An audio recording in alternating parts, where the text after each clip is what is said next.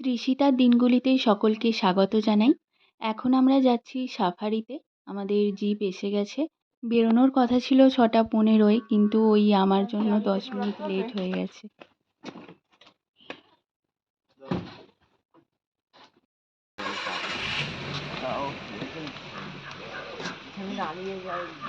ID रखा ना अपना आईडी कार्ड। हाँ हाँ है। এদিকে জানো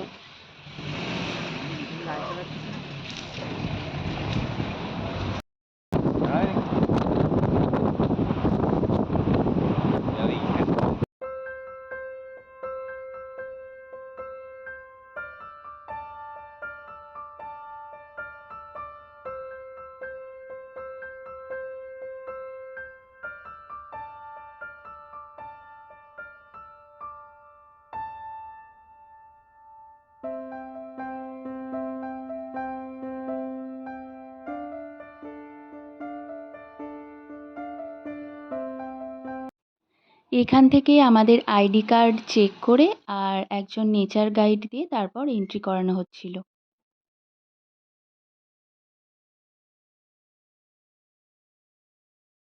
यहीं पे रखेंगे, गाड़ी में ही रखेंगे। चलिए सर, अब हम पार्क में एंटर कर चुके हैं। आप सभी लोगों का जिम कॉर्बेट में स्वागत है। मैं श्री प्रेमराज सर, मैं यहाँ पर रेस्टोरेंट गाइड हूँ और ड्रिल का सफारी हम साथ रही हूँ। तो आप लोग कहाँ से हैं सर? नोएडा से। बहुत बढ़िया, थैंक्स। तो आप लोगों ने इससे पहले कभी जिम कॉर्बेट विजिट किया? नहीं, फर्स्ट विजिट है। आपको बंगाली आते हैं? ठीक है। ओके, कोई अच्छा, आप बंगाल से? बोल से देखिए, अभी हमने जिस गेट से एंट्री लिया है उसका नाम है गर्जिया। हमारे पार्क में सफारी के लिए कुल मिला के 8 जोन है। हर एक जोन का अपना लैंडस्केप, अपना व्यू है, अपना अट्रैक्शन है। तो अभी हम जिस जोन में जा रहे हैं, यहाँ का जो आप लैंडस्केप देखेंगे, यहाँ पर आपको नदी, नाले, पेड़, पहाड़, घासें और बहुत फ्रेश भी हमको देखने के लिए मिलेगा। और दिन का सफारी से हमारे पार्क के कुछ रूल होते हैं जो हमको फॉलो करने हैं। पहला रूल हमारा ये है, हमने सफारी से चलना नहीं होता है। नंबर सेकेंड, गार्बेज कोई भी रैपर प्लास्टिक से पार्क में नहीं फेंकना है। नंबर 4, किसी भी तरह का स्मोकिंग और ड्रिंकिंग ये पार्क में अलाउड नहीं है। और लास्ट पर रूल है सर हमारा, अगर हमको कोई भी एनिमल मिलता है तो उससे हम लगभग 20 मिनट्स का डिस्टेंस मेंटेन करके रखें, उसको हमारी सेफ्टी के लिए। उसमें एनिमल भी अपने आप को सेफ समझता है, हम भी सेफ रहते हैं। जो होता है यहाँ पर जनरली 2 टाइप का एनिमल मिलता है, हर्बीवोरस और कार्निवोरस। देखिए, जो हर्बीवोरस एनिमल है, अगर हम उससे ज़्यादा क्लोज में जाते हैं तो वो तो डिस्टर्ब होकर भाग जाएगा। लेकिन जो कार्निवोरस है, टाइगर और लेपर्ड, उनका जो है हमको नौचार करने का, अटैक करने का चांस बढ़ जाता है। इसलिए हम जो है 20 मिनट का डिस्टेंस मेंटेन करते हैं। और क्रॉस करेगा तो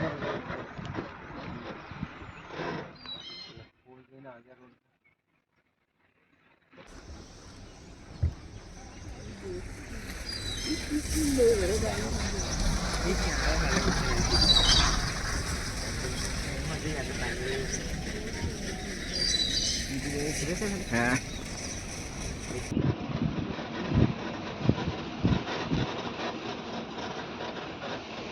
ওদেরকে ডিস্টার্ব করতে চলে এসছে।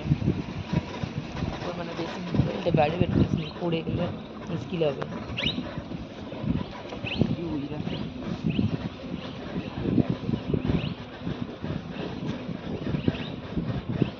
এখানে জঙ্গলটা ঘন হয়ে গেল। उसको ब्लैक एंड येलो, उसको देख के आवाज़ करने लग जाएगा।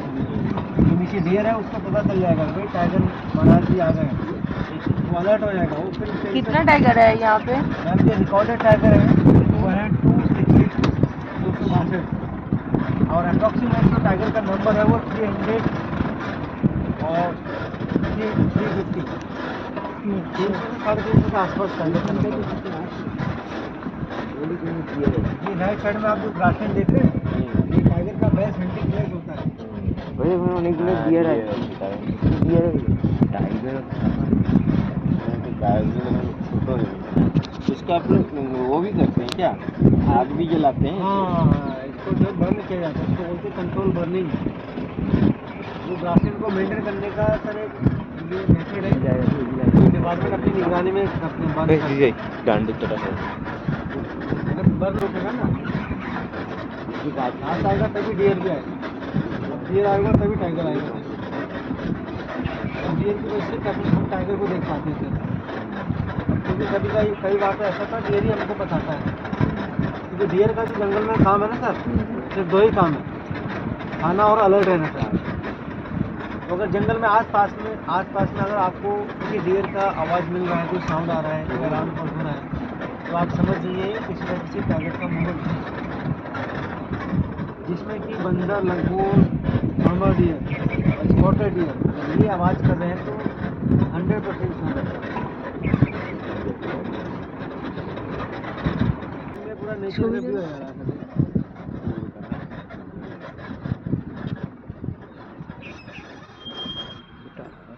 ये तो वो नहीं किया जाता है, यानी कि किसी का किसी का यहाँ पर प्लांटेशन नहीं किया जाता है। ठंडी गई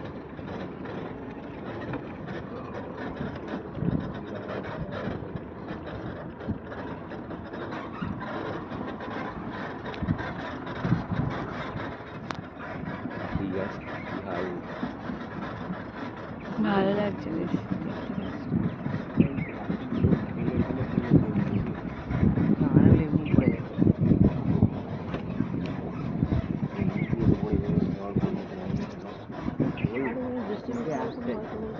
बार्किंग डे ना এই একটা পাখি গেল ये देखो टाइगर के हेड होने का बेस्ट फ्रेंड है, तो ये टाइगर छुप के बैठ जाता है।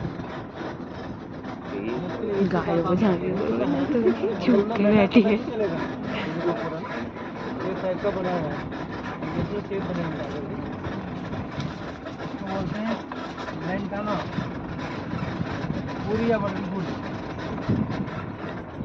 এটা হাওয়া করছিল ওটার মধ্যে লুকিয়ে থাকলে বুঝতেও পারবে হ্যাঁ ওটার মধ্যে কি হয় হাওয়া থাকে পাতা কুকি মারলে ময়ূরগুলো কোথায় রাখছে বলো তো टाइगर ছিল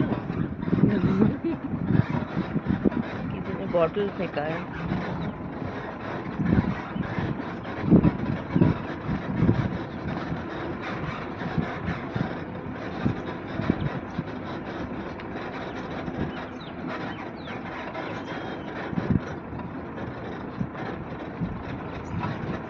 देख रहे हैं सूखा पड़ा है, लेकिन बारिश आने पे इतना बड़ा बड़ा पेड़ बहका जाता है इसमें, है ना।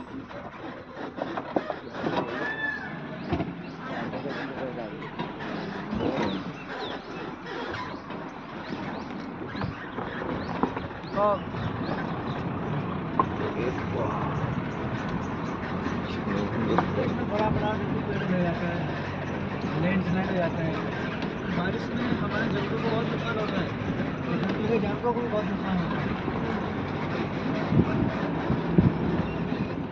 और हमारी गाड़ियों को नुकसान ना हो, हमारे पेड़ों को नुकसान ना हो, इसलिए हमारे पार्क को रेनी सीजन में बंद कर देते हैं। सिर्फ दो ही फ्लोर हमारा खुला रहता था, इसका बॉडी का नेम है सॉरी और मस्का। तो ये एक ऐसा प्लांट है जो नेचुरली ग्रो होता है, नेचुरली ख़त्म होता है, इसका अगर हम प्लांटेशन करेंगे तो होता ही नहीं। और इसका जो एक कहावत है ना सर, 100 साल खड़ा, 100 साल खड़ा और 100 साल खड़ा, 300 साल तो लाइफ इसका नॉर्मल है, और अप्रॉक्सीमेट जो इसका एज है वो 500 ईयर्स चलता है।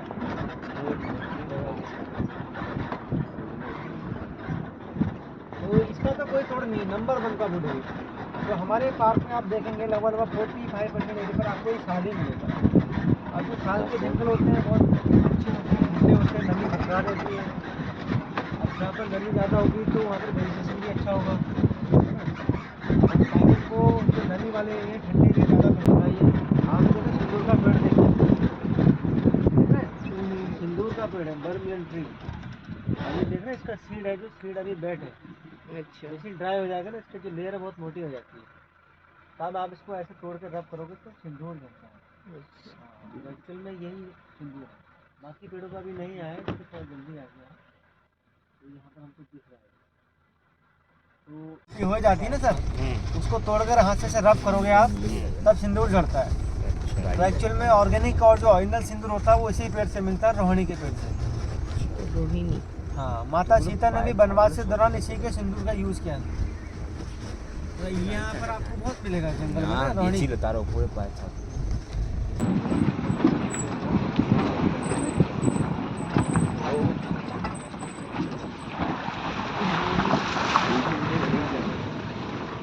आवाज बोले मुझे वो आवाज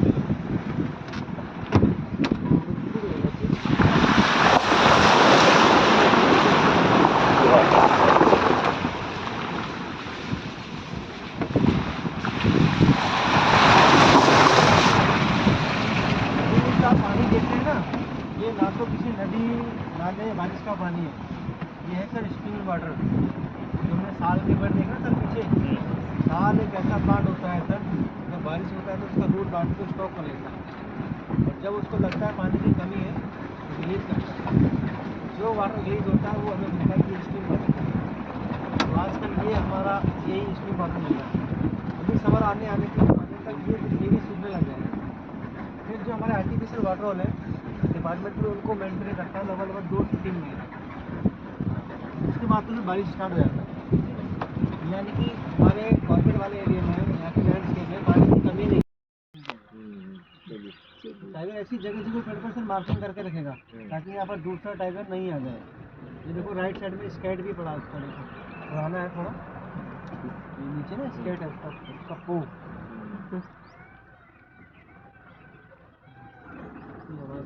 ওইদিকে অনেক হরিণ আছে, ওই যে ওখানে সব লাইন দিয়ে দাঁড়িয়ে আছে। এই মোমেন্টে হান্টিং করতে আসলে লাগে হরিণ ছুটছে, আমরা বললাম ডিসকভারি চ্যানেল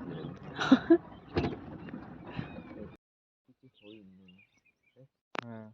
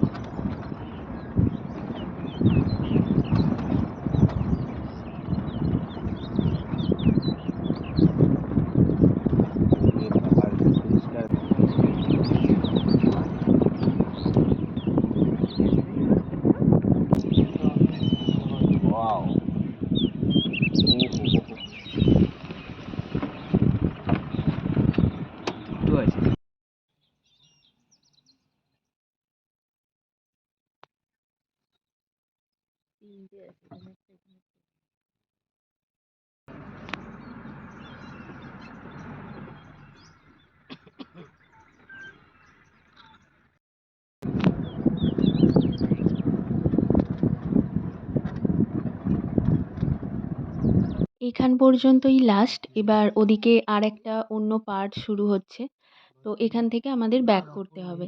আর ওই গাইড বলছিলেন যে এখানে নাকি অনেক সময় দেখা গেছে যে বাঘ ওখান দিয়ে হেঁটে যাচ্ছে। তো আমাদেরকে একটা ভিডিও দেখালেন যে এখানে অনেক সময়ই বাঘ দেখতে পাওয়া যায়, কিন্তু আমরা দেখতে পাইনি যদিও। তারপর ফেরার সময় এখানে দাঁড়ানো হয়েছিল ছবি তোলার জন্য। তো ১.৫ ঘন্টা সময় যে কীভাবে কেটে গেছে মানে সত্যি মানে ভোলাই যাবে না, কোনোদিনও এটা ভুলবো না। এত সুন্দর লাগছিল প্রাকৃতিক পরিবেশটা, তার সাথে ময়ূর আর পাখির ডাক, সামনে দিয়ে হরিণ ছুটে যাচ্ছিল। তারপর এখানে আমরা সবাই মিলে ছবি তুললাম, এবার ফিরতে হবে।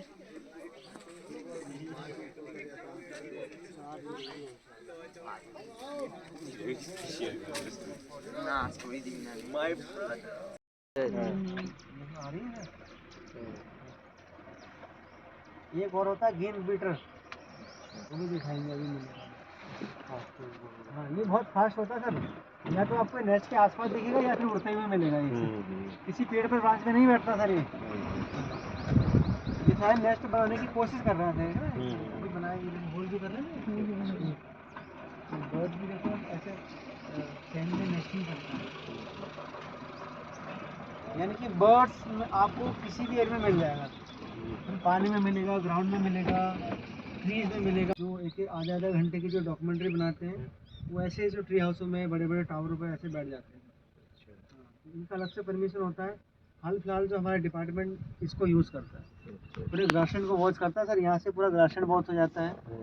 और ये देखो काफ़ी हाइट में बनाया गया है ना सर, तो सेफ्टी के पर्पज़ भी है और दूर तक का वॉच करने के लिए भी है। अब पहाड़ी के उस पार भी पूरा वॉच होता था।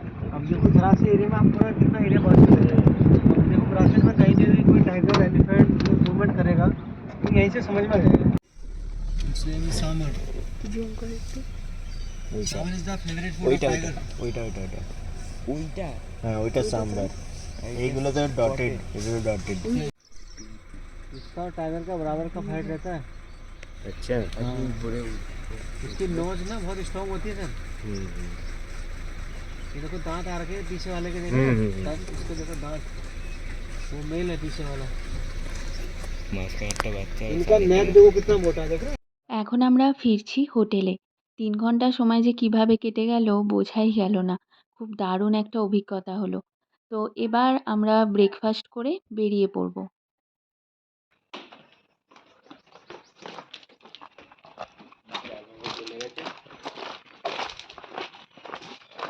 এইখানের ভিউটা কি সুন্দর না?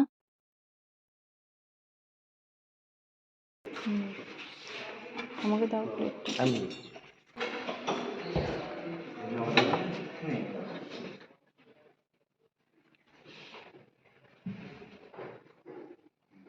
ব্যাস আর নয় না।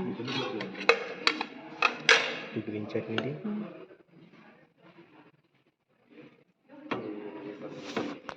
আমি নিয়েছিলাম পোহা। এই হোটেলের খাবারগুলো বেশ ভালো ছিল। আর ওদিকে ভাইরা খাচ্ছে।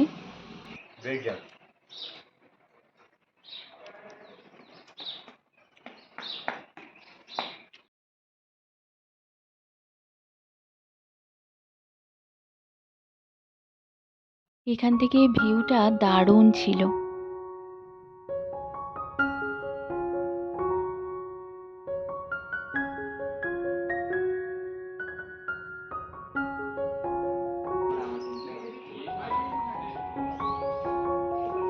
এখন আমরা বেরিয়ে পড়েছি। এখন বাজে 11টা। তো অনেক তাড়াতাড়ি আমরা বাড়ি চলে যাব। তাই ঠিক করলাম যে এখান থেকে চৌকিধানি যাব, হরিয়ানায়।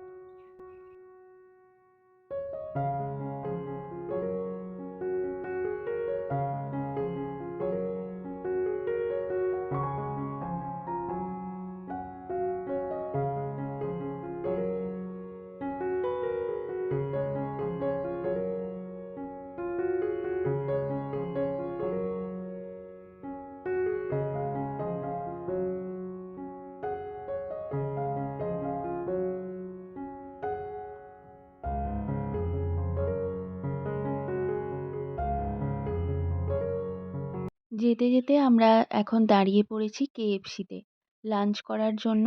কারণ ওখানে চৌকিধানিতে পৌঁছোতে আমাদের বিকেল হয়ে যাবে, 5টা এরকম বেজে যাবে। আর ওখানে তো লাঞ্চ দেওয়া হয় না, ডিনার দেবে। তাই আমরা এখানে খেয়ে তারপর আবার যাব। তো ব্লগটা ভালো লাগলে লাইক কমেন্ট করে জানিও। আজ এই পর্যন্তই। সকলে ভালো থেকো। দেখা হচ্ছে পরের ভিডিওতে।